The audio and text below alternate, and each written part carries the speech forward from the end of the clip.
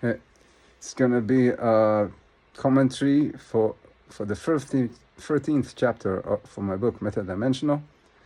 The book is available on Kindle and also as an audiobook that you can listen to for free on Google Play, and the links are in the description. Okay, so chapter 13th, that's called Coming Together. So in the once you assume that experience is fundamental, once you assume and reject solipsism, all the things that lead to this theory, I said that and I repeated that the thing that is hard to explain is not the weird stuff that we think is hard to explain, like, for example, whether free will exists, or the hard problem of consciousness, or can you breach the laws of nature. That's easy because the answer for it's kind of trivial. It comes from the axioms. The hard thing is to explain the regular nature, the regular laws of nature, the uniformity in nature, the mechanical aspects of, like, the fact that nature seems so mechanical that many people, if not most people, believe that it is completely mechanical and there's no room for agency, for experiential agency whatsoever. That the experience is epiphenomenal. So you have to explain what can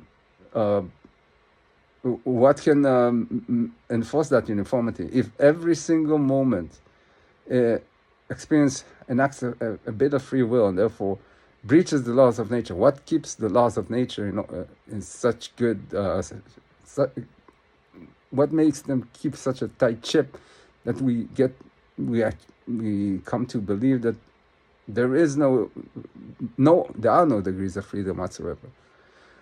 Well, there's not much that you can to go back to that can.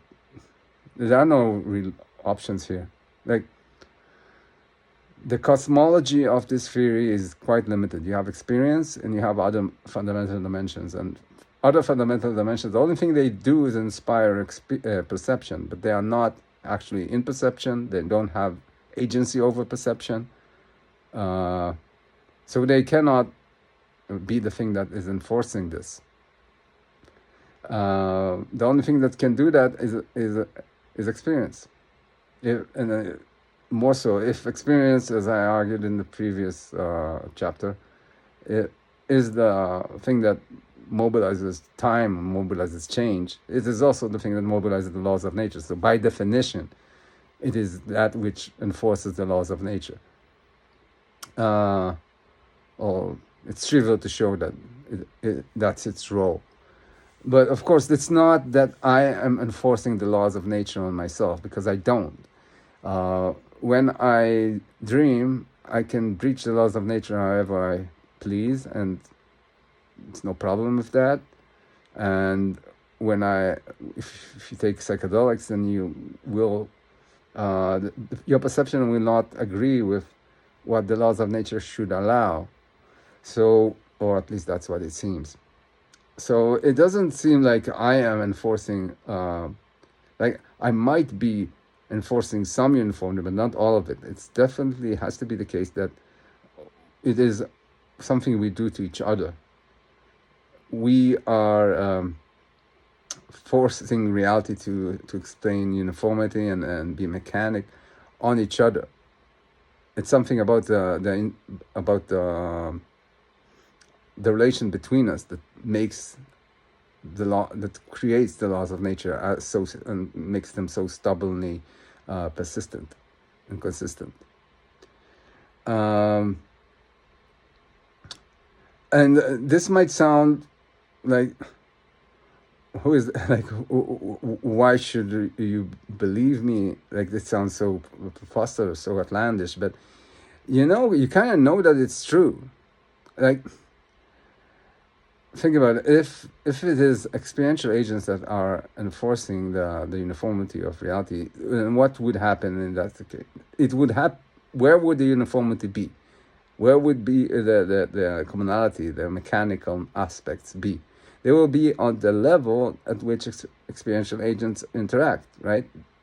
If we are doing it to each other. If I am not, let's say, on the things that are too small for me to perceive, how will I know that what to do to enforce uniformity on you there? And if something is too far away for me to perceive it, how would I know how to enforce uniformity on you to perceive the same thing? I don't know what's there. And that's exactly what we see in nature. If you go to the level of particles, you find quantum field theory where everything is so weird it doesn't make any sense. But you don't see any of that on the level of you and me, like people and dogs and cats.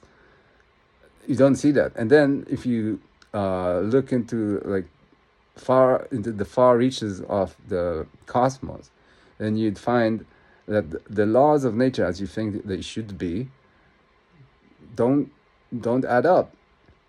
You see, like, something that cannot be explained by our laws unless we presuppose the existence of something that we never perceived ever. That's called dark matter and dark energy, and we never actually found it, but it has to be there. Otherwise, all the equations simply don't work.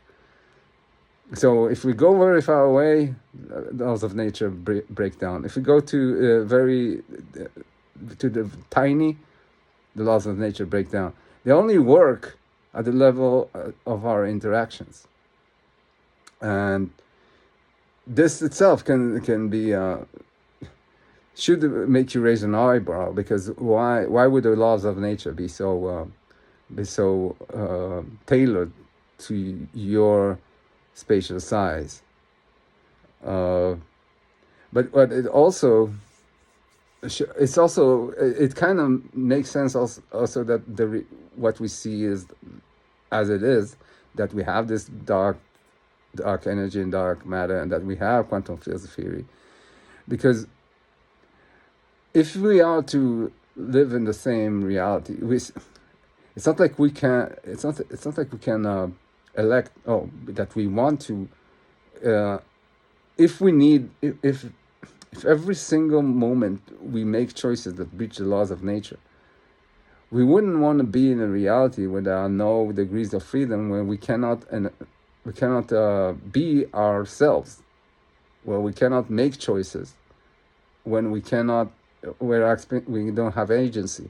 And to have that agency, we would want a universe, laws of nature, where things can have they are not strict at all levels, and they have sufficient variability for us to feel comfortable in.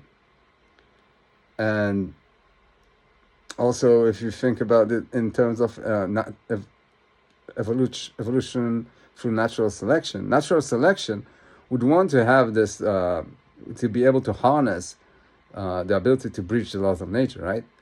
I mean, it's quite an ace in the game of life. You don't want to just give it away. You want to use it.